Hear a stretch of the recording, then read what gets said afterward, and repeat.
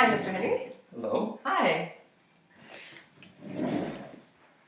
All right, it's a pleasure meeting with you once again to discuss a new teaching program for Anna. I'm happy to hear that teaching has been going well and she's mastered many new skills along the way. So this evening we're going to discuss implementing a new program, a receptive program to receptively teach Anna how to identify items by their function. So our objective is to then provide the appropriate teaching strategies to teach Anna this program. So let me first start by giving you a copy of the agenda for tonight's training. So there you are. I'm also going to provide you with the teaching program. One second, here we go. There we go. I'll just leave this here at the top because we're going to be going over that shortly. And then here is the data sheet that you're going to be recording your data on, as well as the graph. And then here I have the Mediator performance checklist, and I'll go over all of this as we move forward. All right. So remember, if at any point throughout this training you have any questions or concerns, or you'd like to discuss anything else in regards to Anna, just please ask me or write your questions down on the agenda, and we'll discuss them at the end. Okay, perfect. Thank you. You're welcome. All right, so to begin, just another little overview to kickstart our meeting. As you know, children with autism, including Anna, have some difficulties performing basic learner skills. So it's very important that we teach them these skills appropriately and in an individualized manner. So I know you've done some of my programming before, so some of this may be a little bit of a review, but it is a new program, so we are going to teach you, this program specifically. So we're going to teach this program through discrete trial training this time around. We teach through discrete trial training, otherwise called DTT, so we'll refer to it as that, because it's a very good way to teach learners like Anna who have autism. So DTT will give Anna lots and lots of opportunity to learn new skills, and it allows us to also intersperse other master targets that she has before, so things that we've already taught her within the programming. So it breaks down the skill or target being taught into very tiny steps so that Anna is very successful in her learning. Okay, so we're going to take a look at the skills acquisition program right now. We're going to go over it in detail together. So here we have her name, we have the start date of the program, and the mastery date of the program will be upon completion. So we're going to have other training, and so we don't have to worry about filling that out right now. So we're going to go through. So the domain is receptive language. The program specifically is select by function. The ABLES code right here is there. Her baseline percentage is 0 right now. We haven't taught her anything in regards to this program. And then here's the objective. So the objective is the student will be able to select objects or pictures of items when told their function. Okay, so that's our goal of this program specifically. Okay, so you'll next need various materials for the program. So I will be providing you with the STEM, I like to call it, or materials for the program. And then as we move forward, you can get new stuff, and then when it gets to generalization step, we'll talk about that later. Okay, so when you're teaching this program, I would like Anna to be sitting at a work table, so her size. So she's a little guy, so make sure it's the table and chairs are her size. And you're going to be yourself at 90 degrees from the learner. We want them to be either at eye level or a little, just so that they can look at us. Okay. You know that, but just stating it, it's in the program as well. And you should have your materials beside you and ready to go. That's very important. We don't want to be scrambling for materials, as we want the learning to happen right then and there. So before you begin your teaching, I'm going to help you through the process, but you're going to do what's called a probe. And by probe, I mean kind of like a test for Anna. So you're going to test a bunch of targets before putting the targets into teaching. Okay, and you'll always begin teaching targets that Anna shows the most reliability on. And what I mean by this is that, for example, if you have bird and you have apple, and Anna shows more reliability on bird, she gets maybe 2 pluses versus 1, then you're going to start with teaching bird. And you're going to do this to set Anna up for success. Okay? So if you think Anna really, really knows the target bird, you've probed it a bunch of times with different people, maybe your wife, I'm sorry, she can't be here right now, or her siblings, then you can put it straight into her master targets, and then you can teach that as an incidental. Okay. And what's incidental teaching? Oh, that's a great question. Okay, so incidental teaching basically involves creating an environment where Anna's interests are easily fostered and nurtured, and one in which Anna can be most successfully motivated in. So it's basically things that she knows. So as I said, you're encouraging her teaching, you're successfully motivating her. So this process maximizes her learning opportunities through typical activities. So through table work or through play, for example. Okay, so does that answer your question? That's perfect. Thank you. Awesome, you're welcome. Okay, so then once you probe and you come up with 3 targets, because as stated in the teaching instruction, you're going to teach 3 targets at a time. Then those are the ones that you're going to begin teaching. So before getting into the teaching procedure, let's look at what you're going to say to Anna. So before she gives you a response, okay? So you're going to use an SD, and that's known as the discriminative stimulus. So you know this from the other programs, just referring back to that. Okay, so you can use point to the one or touch the one you, show me the one you, just as a couple of examples as your instructions. They're stated here in the program. It's good to vary these so that Anna doesn't become rote in her learning. Do you know what I mean by that? Yep. Okay, awesome. All right, then you'll use a prompt hierarchy for your teaching, okay? So you're going to attempt an errorless approach. So our prompts will go from most to least. I'll explain that and I'll show that during the demonstration. Okay, so beginning with a full physical prompt, then partial physical prompt, gestural, and independent or no response, okay? So I'll show you what these look like, as I said, during the role play. Do you have any questions? No, not yet. Okay, all right, great. All right, so you're going to be taking data right here on the data sheet that I have provided for you. You'll circle a plus for correct responses, and then you'll circle the minus sign for incorrect responses. You'll then calculate the percent correct and graph that per target. So there's 3 targets, so you're going to have on your graph, you're going to, here's the graph right here. So you'll have 1, 2, 3 graphs, 1, 2, 3 targets, and you're going to graph accordingly. Does that make sense? Yep. Okay, great.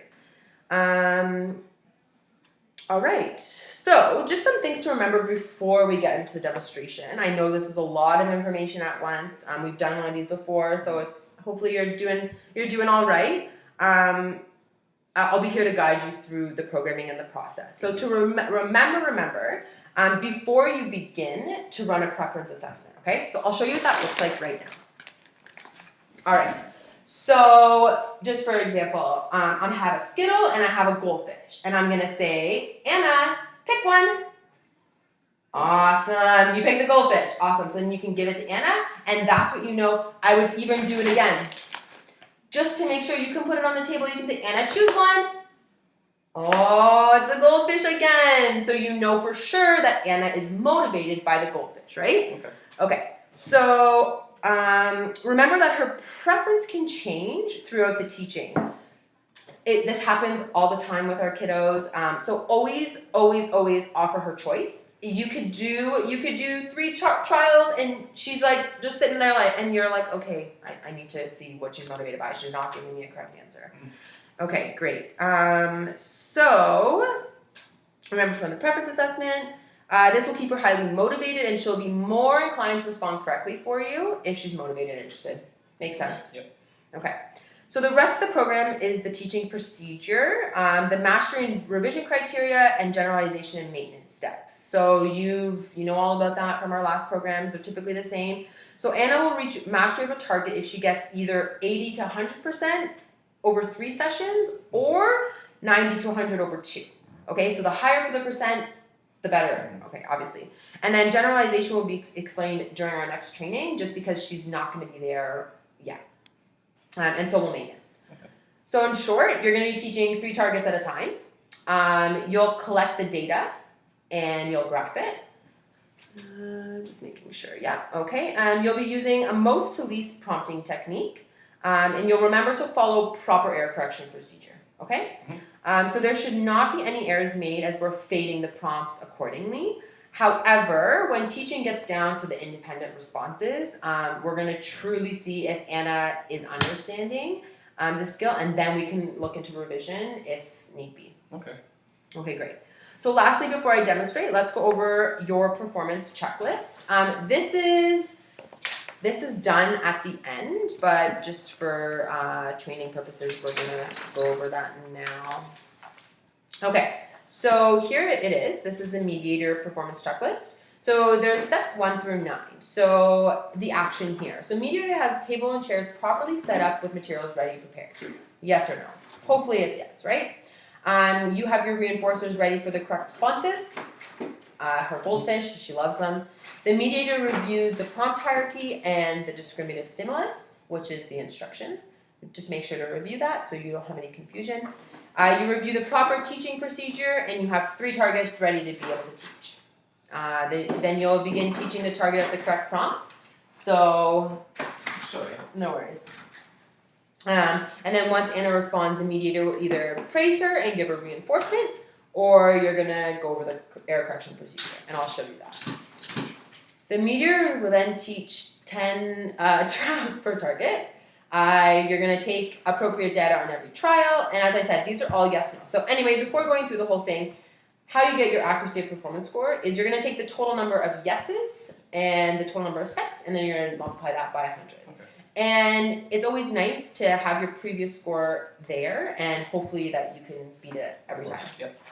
All right, great. So, we went over that. Okay, and I want you to go over the checklist honestly after you do your teaching. It's for your personal growth and development.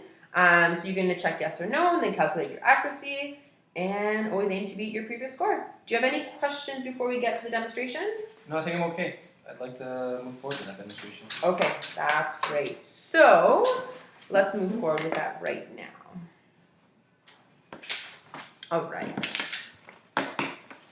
Okay, so looking back here, I'm just going to move your agenda if you don't mind. So this is the program. We're going to go over it together, and let's begin here by the teaching steps, okay? So the step 1, in the presentation, you're going to begin with 3 targets at a time, okay? So our targets are apple, crayons, and car, okay? So you're going to have them laid out in an array of 3, not a messy array, and as a new learner, we want them to be placed strategically in a line. Okay. Okay.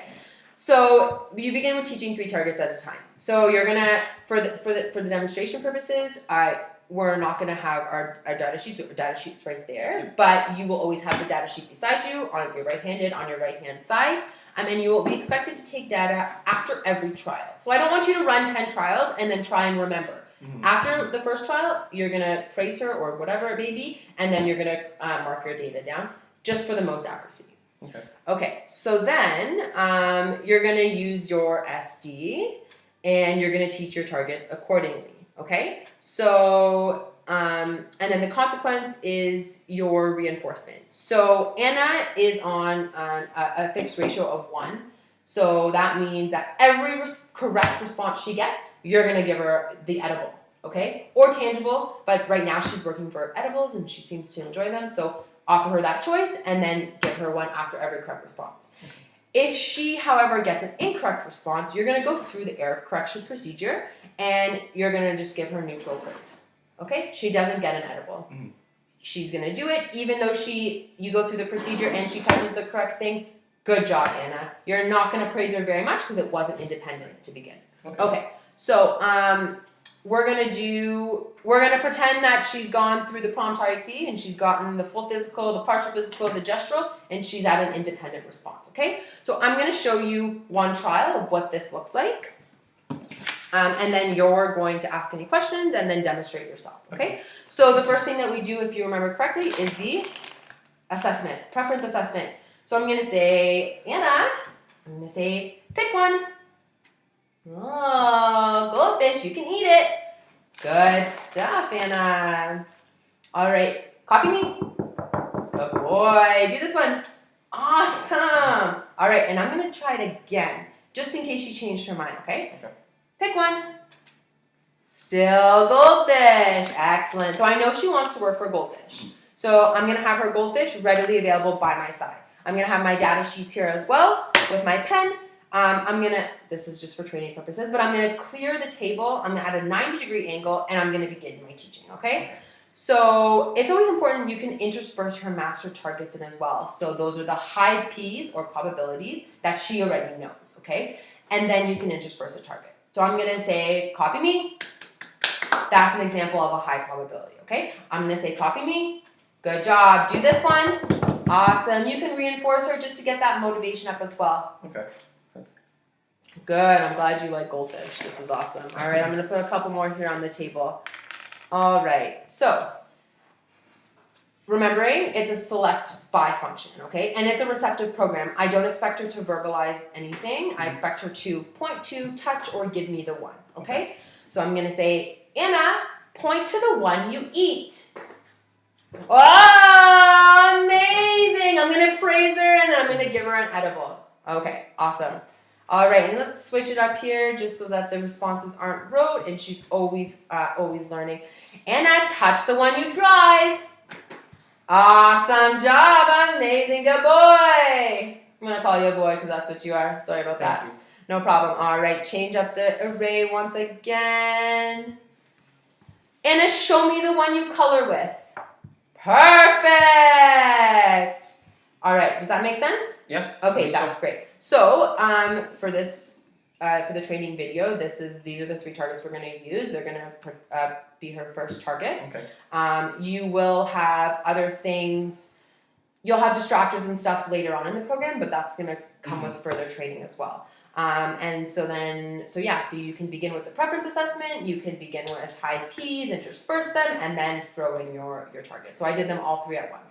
Let's go over an error correction procedure now, okay? So basically what I'm going to do is I'll say, for example, point to the one you eat. I want you to point to the one that you don't eat. Okay, so make an error. And then basically in the teaching procedure, it's going to outline the error correction procedure. All right, so it's right here. So you're going to restate the instruction, and then you're going to increase the prompt level. So we're at independent, and then the next prompt beside independent is a gesture. So I'm going to go in with a gesture. If you don't get that right, then I'm going to go in with a partial, or I'm going to go in with a full physical. But for the teaching's sake, I'm going to gesture. You're going to do it correct.